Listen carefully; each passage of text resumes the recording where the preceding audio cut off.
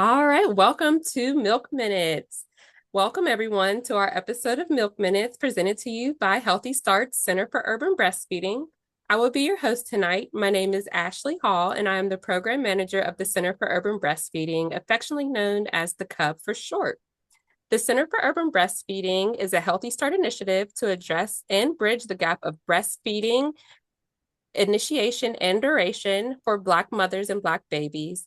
Our free services are specifically targeted to Black mothers residing in Allegheny County. Our services include telephone, virtual, and in-home support. For access to lactation professionals through our latch line, simply call 412-545-2022 and press option 1. You will be connected to a lactation professional within the first 20 minutes. We offer the Breastfeeding 101 class, where we get our families prepared for breastfeeding successfully. In this class, you get to know the process of how breast milk is made, how to maintain your supply, and when you should reach out for help. I'm excited to share that this year we will be launching our Pump, Pump, Pump It Up class that will prepare our families for their pumping journey. We also offer our monthly education through Milk Minutes. This is where we discuss breastfeeding topics live. Sign up isn't required, just sign into Facebook and join us. Tonight's topic is galactagogues, and we, with our special guest, Aquene Watkins Wise. Aquene is a mother, a wife of, a mother of 4 and a wife, a teacher, nutritionist, herbalist, lactation counselor, a farmer who uses her combined experiences to address chronic disease prevention and treatment. A Homewood native, she has a strong reputation and passion for community, servant leadership, food justice, and equitable food access, utilizing her master's degree in law and public policy to advocate for food sovereignty and the decolonization of farming, both here and abroad. Watkins Wise is an active member of the Herbalists Without Borders and acts as the Chief Advocating Officer for Rurally Fit, a community-based holistic healthcare organization working in both Pennsylvania and Puerto Rico. Welcome to Milk Minutes, Queen. How are you tonight? I'm good. Thank you so much for having me. Yeah, it's a pleasure to have you here. I was so excited whenever we talked and discussed you coming on tonight. I had the privilege of sitting in one of your demonstrations where we discussed galactagogues.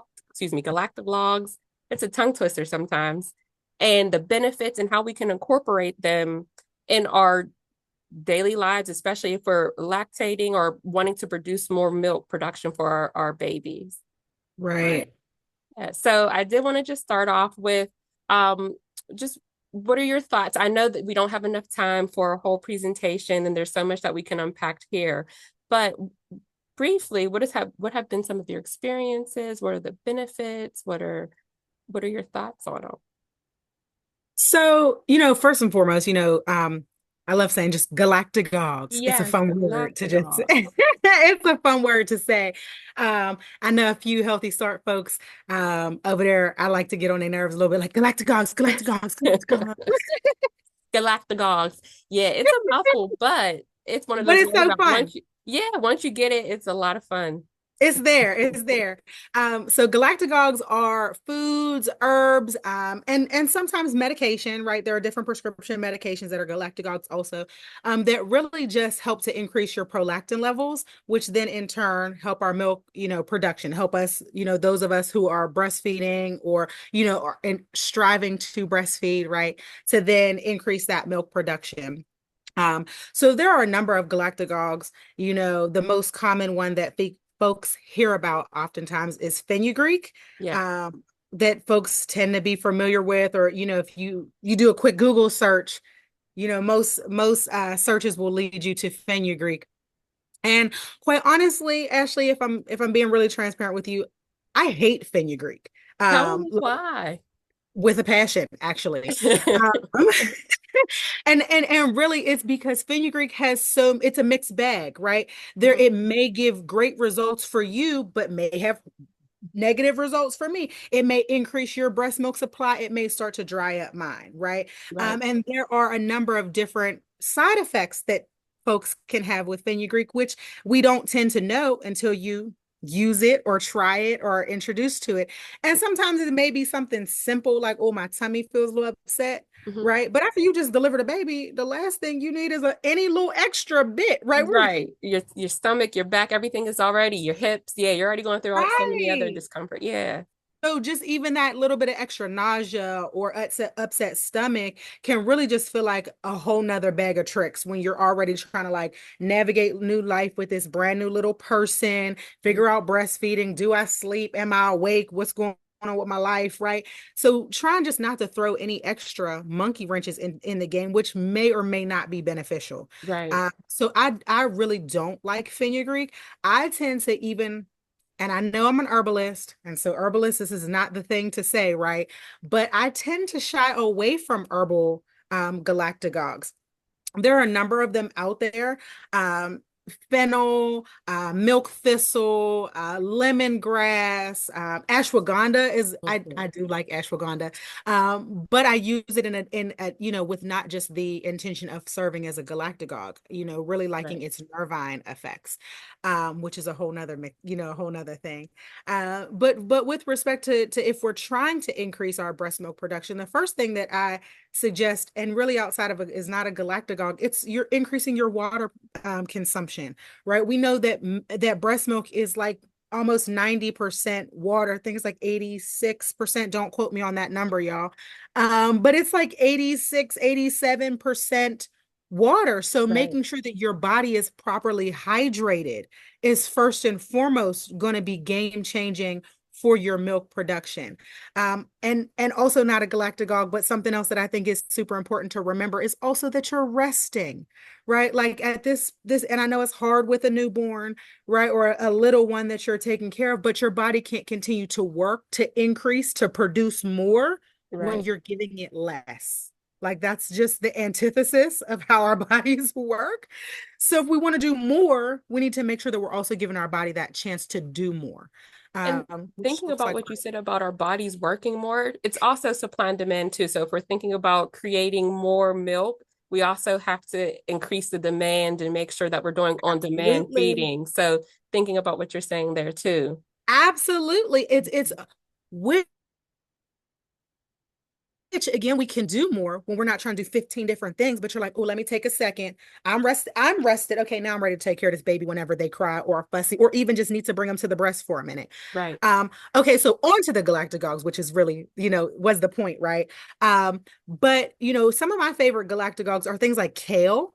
Kale is a amazing, and I mean it's a wonderful superfood anyway, right? Right. So increasing your kale production is going to be beneficial for your body overall. But really those dark leafy greens that you want to look for anyway Hmm. are going to help us increase our prolactin production.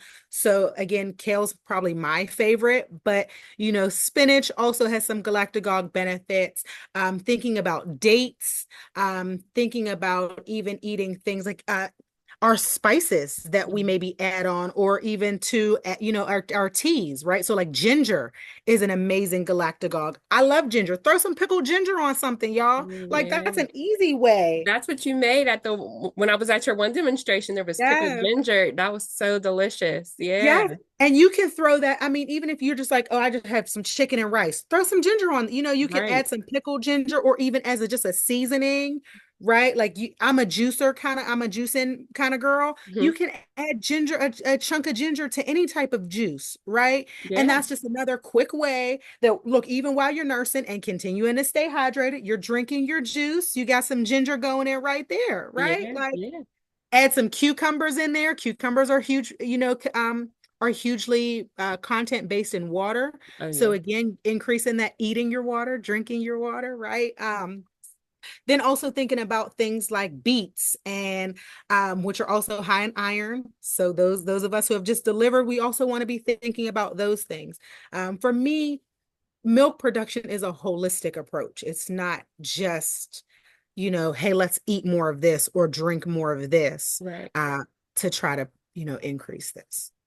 Absolutely. You shared so many good things, so many good thoughts. And what I thought too is that often what we're eating or how we can ingest some of these foods are based off the diets that we were having before pregnancy or even during pregnancy. Often during pregnancy, it's encouraged to eat those green those leafy greens and to have all of the ginger to settle your stomach and go the natural route to provide yourself with nutrient dense meals. So what you're Yeah. sharing too, it's often like we don't have to search high and above, and we don't need, like you said, as an herbalist, there are other ways that we are able to acquire the benefits. And we don't have to do it through the herbs. We can do it from some of the ingredients that we already have in our home and just, Absolutely. yeah, just make sure that we're taking care of ourselves, feeding ourselves appropriately, and then also encouraging just the supply and demand, that it's not always that you're not producing enough milk. You most likely are producing enough. Or And the way that you can do that is really through resting, drinking your mhm. water, the supply and demand, making sure it's a nice deep latch, and then Right. making sure you have the nutrient dense food on top of all of that. Absolutely. And Yeah. staying consistent, right? Yeah. Breastfeeding is hard. Yes. Like it's really hard. And I think that's one thing that we don't hear enough. Mhm. Right? Like, there's you watch the movie, the baby mom has the baby, she puts the baby up to the breast, and that's it. Like, and we're on to Right. the next thing. And it's like, boo, that's not how I mean, and sometimes it works like that for some Right. folks, it does. And hats off to y'all, mamas. Like, kudos to you if that's how it works for you. Yes. But for the majority of us, it's work, it's effort, it's consistently like showing that, training that baby almost, how like this is where you get your nourishment from. This is how you let and training yourself too, like Absolutely. how we go through this process. So if breastfeeding is your goal, is your intention, also make sure that you are giving yourself grace, right? Like it's not as easy as it looks on the movies all the time, or that you may have seen another mama, do with her baby. And also remaining consistent. Keep it up, mama. Like you are doing it. Like you are doing it, right? So just stay in there with you, hang in there with you and your little one. Continue to put them to the breast, continue to drink your water, rest, eat healthy, whole foods, and reach out to Cub. Like yeah, you got the resources for Yeah. folks who can really help you out if you are in need. But I mean, you got it, mama. Like, y'all got this. Thank you so much. You're right. I mean, time goes by so quickly. It looks like we're already running out of time, but you've hit so many important points. And I do want to lead with just if you do need additional support, feel free to give us a call. Our lactation support is easily accessible. We do again in home, over the phone, and virtual, and we can be reached at 412-545-2022, and that's option one.